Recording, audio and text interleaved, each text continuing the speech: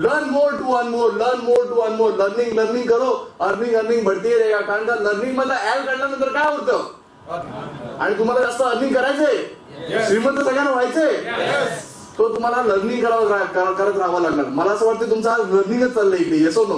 आणि जर लर्निंग तुम्ही वाढवाल तुमच्या क्षेत्रातलं तर तुम्ही सुद्धा अर्निंग जास्त करू शकता. पण माणूस कुठे माहिती अडकतो, तो शेवटचा एल, पहिला एल झाला लर्निंग, शेवटचा ई झाला अर्निंग, पण माणूस अडकतो मध्ये इफ मध्ये. इफ जर बाबा तुम्ही मला बाईक दिली तर मी कॉलेजला जाईल, जर भाई मला तू मोबाईल दिलास तर मी शाळेला जाईल. आपण देवाला पण सोडत नाही. जर माझं एवढं तू काम केलास तर मी तुला 1 किलो पेढे आणून दाखवेल. ऐसा नाही होत आहे, आणि ते पेढे आपणच काढणार नंतर. पण मला काय म्हणायचंय, इफ मध्ये अडकू नका, जर तर मध्ये अडकू नका. कारण जो व्यक्ती जर तर मध्ये अडकतो ना तो नेहमी सामान्यच राहतो. तुम्ही जर तर मध्ये अडकणार की नाही, कधीच अडकू नका.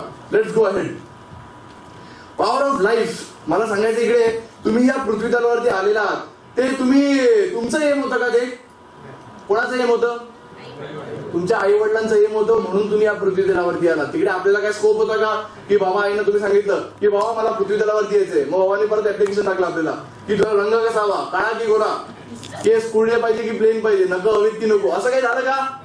तो तुमचं एम नव्हतं, हे तुमच्या हातात नव्हतं. एम होता तुमचा एम. आणि नंतर तुमचा काय झाला, बिफोर बर्थ झाला, बर्थ. आणि तुम्ही पृथ्वी तलावरती आलात. आठवते की नाही पहिला परफॉर्मन्स? आठवला की नाही? किती जिद्द होती, आत्मविश्वास होता. आणि आज काय झालेलं आहे ते नंतर सोडा. पण बर्थ जर तुमचा झाला असेल तर एक गोष्ट अटल आहे. असं कोणीकडे आहे का जो म्हणणार मी मरणार नाही कधी? असं कोण आहे?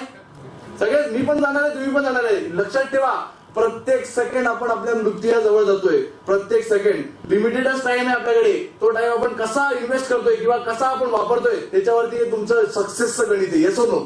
पण मला काय सांगायचंय, जर बर्थ आहे तुमचं तर डेथ ही निश्चित आहे. डी फॉर डेथ निश्चित आहे. आणि इकडे काही जण बघा चित्राला बघून हसतायत, बोलतात की यार हम जाएंगे ना तो भी इतना गर्दी होना चाहिए.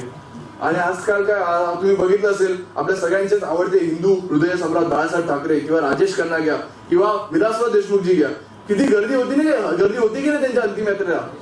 ते बघून आपल्याला पण वाटतं की येस यार मैं भी जाऊंगा तो मेरे लिए भी इतना पब्लिक आना चाहिए. वाटतं की नाही तुम्हाला? पण काहीतरी केलं असेल तर. नाहीतर काय, आजची परिस्थिती कशी झाली माहितीये, साला आजच जायचं होतं, काल गेला नाही, का संडे होता, साला सुट्टी पण माझी, सुट्टीमध्ये गेलो असतो मी. अशी झाली परिस्थिती. आणि काय त्यापेक्षा पलीकडे आता चित्रपट काढला मी, जब तक है जान. हाचीच सालीची जान गेली, काय बोलणार आता, पिक्चर पण बघायला मिळणार नाही. साला जिवंत होता तेव्हा पण पिळत गेला, मरताना पण जातोय पण पिळतच जातोय. असं म्हटलेलं चालेल का तुम्हाला? म्हणजे बाकी त्यांना चालेल का? नाही चालणार ना. राजेश खन्नाचं एक गाणं मला खूप आवडतं, त्याचं थोडंसं कडवं गाईन मी, तुम्हाला आवडलं नाही तरी ऐकून घ्या. रोते रोते हुए रोते रोते जमाने में आए मगर हंसते हंसते जमाने से जाएंगे हम. येस और नो? तुम्ही जेव्हा आलात, येस, तुम्ही जेव्हा पृथ्वी तलावरती आलात तेव्हा लोक टाळी वाजवत होती, पण तुम्ही रडत होता. येस और नो?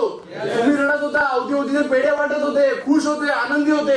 असं काहीतरी करा की जाता जाताना तुम्ही हसतच जाल आणि तुमच्या अवतीभोवतीचे सगळे रडतील. कळतंय का? असं काहीतरी कार्य केलं पाहिजे. टाळ्या वाजवायचे तर जोरदार वाजवा. काही जण आहे ना मगातून थांबा, काय जण टाळ्या नाही वाजवते. काय तुम्ही हस्तरेषांना सांभाळताय का? सांगा ना, हस्तरेषांना सांभाळताय. अरे लोग क्यों अपने हाथों के लकीरों को देखते, लोग क्यों अपने हाथों के लकीरों को देखते. अरे नसीब तो उनके भी होते जिनके हाथ नहीं होते. बजाय टाळी जोरदार, जोश. यस,